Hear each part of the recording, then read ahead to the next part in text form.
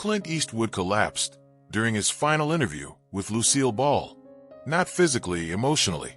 And for 38 seconds, 22 million viewers watched in complete silence as Hollywood's toughest man fell apart on national television, unable to speak, unable to look up, overcome by a secret he had buried for 31 years. The date was March 14, 1989. Clint was 58 years old. He had spent 3 decades playing gunslingers who never flinched, cops who never showed weakness, and outlaws who never begged for mercy. But on that Tuesday night in Los Angeles, America watched a man with no name finally break down in front of the woman who saved his life before he ever became a star. What caused the collapse? It wasn't illness. It wasn't exhaustion. It was something far more devastating. A debt he never repaid. A phone call from 1958 that changed everything. A moment when Lucille Ball did something for a broke, unknown actor named Clint Eastwood that nobody in Hollywood knew about. Something Clint had hidden out of pride for 3 decades. And when Lucy heard the truth that night, she did something she had never done in 23 years of television. She stopped the cameras, walked across the stage, and whispered 6 words that made Clint cry even harder. But here's what nobody expected. Clint was not the only one hiding something that night. Lucy had her own secret about why she really helped him in 1958. And when she revealed it, the audience did not just freeze. They wept. If you want to know why Clint hid this story for 31 years, and what Lucy confessed that broke him completely, stay with me. Hit the like button and tell me in the comments where you are watching from right now. This story will change how you see them forever. To understand what happened that night, you need to understand what Clint Eastwood was truly hiding. It wasn't a scandal. It wasn't a crime. It was something that haunted him far deeper. Gratitude. The kind of gratitude that a proud man buries, because admitting it means admitting he once needed saving. In the spring of 1958, Clint Eastwood was nobody.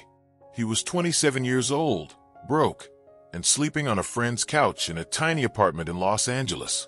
He had been dropped by Universal Studios after executives told him his Adam's apple was too big and his voice was too soft for leading roles.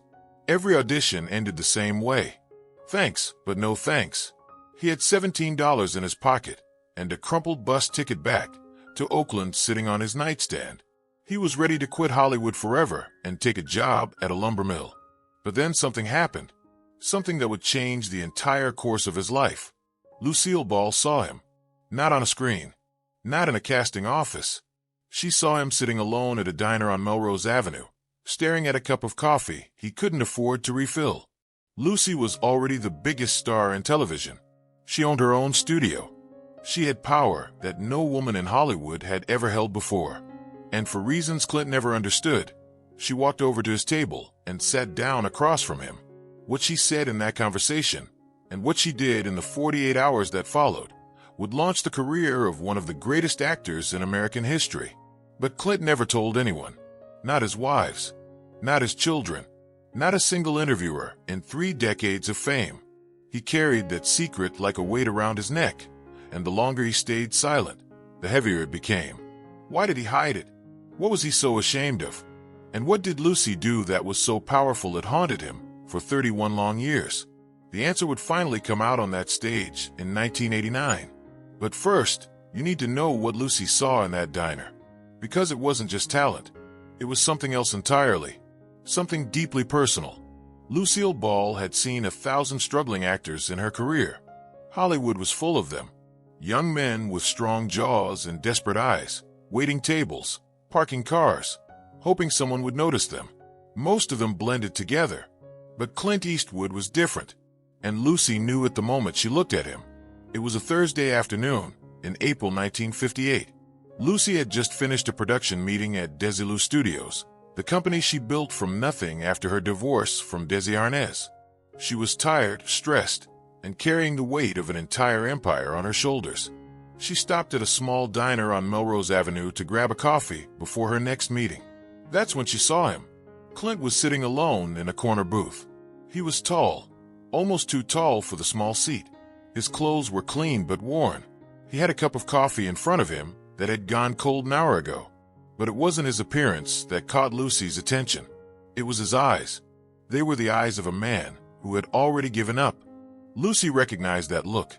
She had worn it herself 20 years earlier, when she was a failed actress sleeping in boarding houses and wondering if she would ever make it. She walked over and sat down across from him without asking permission. Clint looked up, confused. He had no idea who she was at first. His mind was somewhere else, probably already back in Oakland, already working at that lumber mill. Then recognition flickered across his face. "You're Lucille Ball," he said quietly. She smiled. "And you're the saddest-looking cowboy I've ever seen. What's your name?" They talked for 2 hours. Clint told her everything. The rejection from Universal, the failed auditions, the $17, the bus ticket home. He told her he was done, that Hollywood had beaten him, that some people just weren't meant to make it. Lucy listened without interrupting. And when he finished, she said something that would echo in his mind for the next 31 years. But what exactly did she say? And what did she do in the 48 hours after that conversation that changed everything? That's where this story takes a turn nobody expected. Because Lucy didn't just give Clint advice. She made a phone call that would alter the entire history of American cinema. If you're still with me, drop a comment and tell me where you're watching from. The next part of this story will leave you speechless. The next morning, Lucy made a phone call that Clint Eastwood would never forget. She called Charles Marquis Warren, the producer of a new Western series called Rawhide. Lucy had known Charles for years. She had helped him get his start in the industry. And now she was calling it a favor. "I met a young man yesterday," she told him. "He's got something special. I can't explain it, but I know it when I see it. He's tall, quiet, and has the kind of face the camera will love. I want you to audition him." Charles trusted Lucy's instincts. Everyone in Hollywood did. 2 days later, Clint walked into an audition he didn't know Lucy had arranged. He thought he got the meeting through his agent. He had no idea that Lucille Ball made it happen with a single phone call. Clint got the role. Rowdy Yates on Rawhide. The show ran for 8 seasons and turned Clint Eastwood into a household name. From there, he went to Italy and became the man with no name. Then came Dirty Harry. Then came the Oscars. Then came a legacy that would span 6 decades and define American cinema. But here's what haunted Clint for 31 years. He found out the truth about that audition 6 months after he got the role. A crew member on Rawhide mentioned it casually. "You know Lucy set this whole thing up, right?" She called Charles personally. Clint's stomach dropped. He had believed he earned that audition on his own. He had convinced himself that his talent finally got recognized. But it wasn't talent. It was Lucy. It was always Lucy. Clint never called her to say thank you. He told himself he would. But days turned into weeks, weeks into months, months into years. His career exploded. He became one of the biggest stars in the world. And the longer he waited, the harder it became. How do you thank someone for your entire life? How do you admit that everything you built started with someone else's kindness?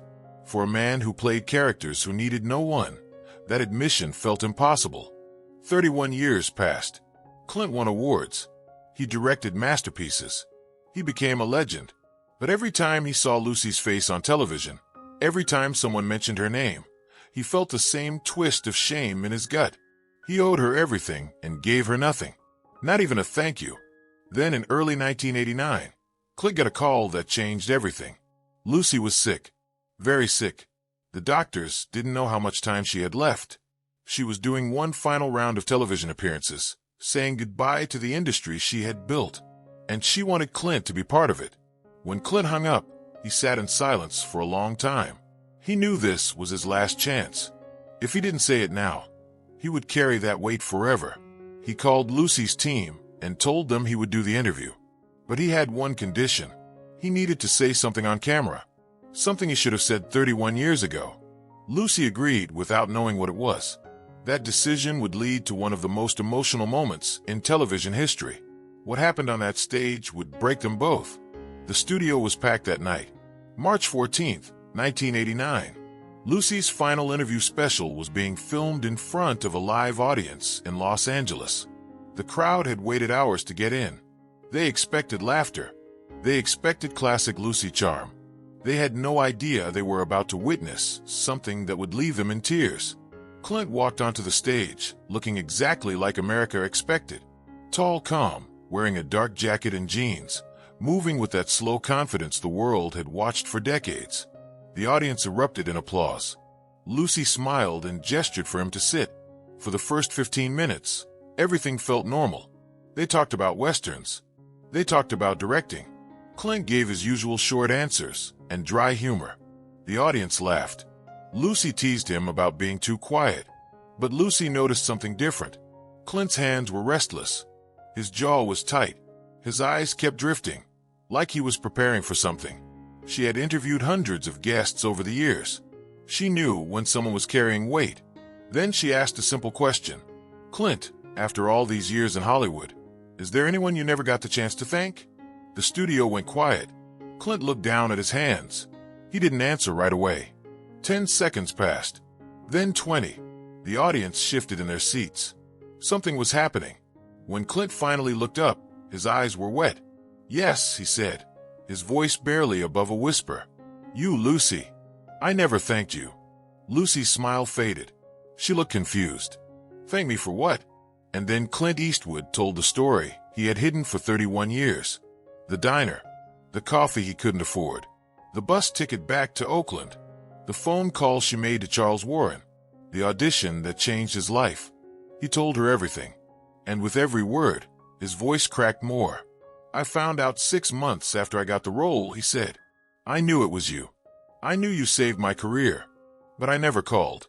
I never said thank you. I was too proud, too ashamed that I needed help." Tears were streaming down his face now. The audience sat frozen. Nobody moved. Nobody breathed. This was not the Clint Eastwood they knew. This was not the man with no name. This was a man broken open by 31 years of guilt. "And I'm sorry, Lucy," he whispered. "I'm so sorry I waited this long." But Lucy's response would shock everyone in that studio. Because she had a secret too. If you're still watching, tell me where you're from in the comments. What happens next changed both of their lives forever. For a moment, Lucy didn't speak. She just looked at Clint with tears forming in her eyes. The audience held their breath. Then she did something no one expected. She stood up, walked across the stage, and sat down right next to him. She took his hand. "Clint," she said softly, "you've been carrying this guilt for 31 years. But you don't know the whole story. You don't know why I really helped you that day." Clint looked at her, confused. The audience leaned forward. Lucy took a deep breath. "In 1937, I was exactly where you were. Broke, rejected, ready to quit. I was sitting in a diner in New York City, counting my last few coins, trying to decide if I should take a bus back to Jamestown and give up on my dreams forever. And a woman I had never met sat down across from me. Her name was Carole Lombard." The audience gasped. Carole Lombard was one of the biggest stars of that era, gone too soon in a plane crash in 1942. "She bought me a cup of coffee," Lucy continued. "She told me I had something special. And she made a phone call that got me my first real audition. I never got the chance to thank her. She died before I could." Lucy's voice broke. "For 50 years, I carried that same guilt you're carrying now. I never thanked a woman who saved me." She squeezed Clint's hand tighter. "When I saw you in that diner in 1958, I didn't just see a struggling actor. I saw myself. I saw a chance to pass on what Carole gave me. You don't owe me anything, Clint. You already paid it forward, just by becoming who you are." Clint collapsed into her arms. And this time, the audience didn't freeze. They wept. They held each other for nearly a minute. Two legends. Two people who had carried the same secret shame for decades. The audience rose to their feet. The applause was not for Dirty Harry. It was not for Lucy Ricardo. It was for two human beings who finally found peace. 6 weeks later, Lucille Ball passed away. She was 77 years old. That interview with Clint was one of her final public appearances. But her legacy did not end that night. It multiplied. Clint spoke about Lucy for the rest of his career. In every interview where someone asked about his success, he told the same story. "A woman saw me when nobody else did. And I spent 31 years too afraid to say thank you. Don't make my mistake." He established a foundation in her name to help struggling actors. He called it the Lucy Fund. Every year, young performers receive the same gift Lucy gave him, a phone call, a chance, a moment of belief. That is the power of kindness passed forward. Carol Lombard saved Lucy. Lucy saved Clint. And Clint has saved hundreds of others. One act of kindness in a diner created a chain that will never end. If this story moved you, subscribe for more true stories of legends showing their humanity. Share this with someone who needs to hear it. Tell me in the comments where you are watching from tonight. Remember, the people who changed your life deserve to know it. Don't wait 31 years. Tell them today.